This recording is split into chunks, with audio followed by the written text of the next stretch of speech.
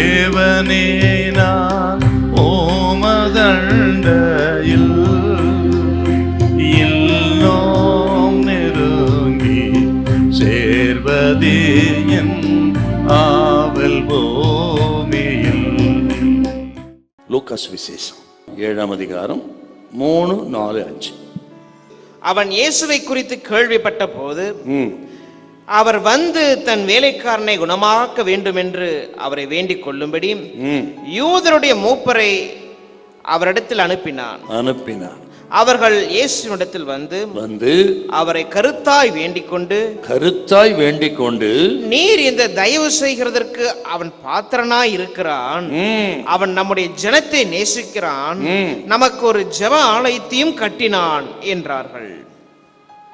இவனுடைய வேலைக்காரன் வியாதிப்பட்டிருக்கிறான்.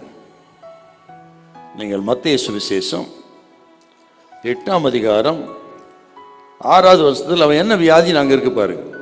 திமிர்வாதம் என்று சொன்னால் பக்கவாதம். இப்படி திமிர்வாத நோயினால் பாதிக்கப்பட்டு அவன் மரணத்துக்கு சமீபமாகி விட்டான்.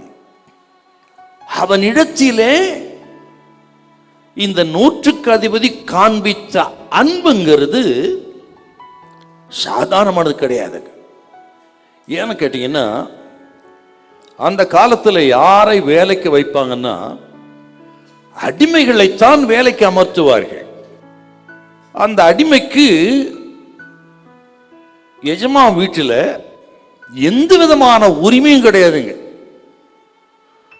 அது மட்டும் இல்ல, அவன் ஒழுங்கா வேலை செய்யலனா தண்டிக்கவும் அவனை கொல்லவும் எஜமானுக்கு உரிமை உண்டு.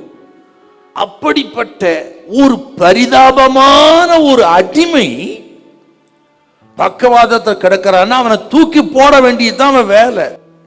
ஆனால் அப்படிப்பட்ட அந்த அடிமைக்காக இந்த 100க்கு அதிபதி இஸ்ரவேலின் மூப்பர்களை இயேசுவிடத்தில் அனுப்பி கெஞ்சிறான் என்றால் இவன் எவ்வளவு அன்பா இருந்திருக்கணுங்க மனுஷன் மேல. இந்த மூப்பர்கள் வந்து ஆண்டவரத்தில் என்ன சொல்றாங்க பாருங்க, நீர் உதவி செய்வதற்கு இவன் பாத்திரனாயிருக்கிறான், நமக்கு ஒரு ஜெபாலயத்தை கட்டி கொடுத்தான். ஆனா இவன் சொல்றான் நான் பாத்திரன் அல்ல. என்ன அர்த்தம் சார் இதுக்கு?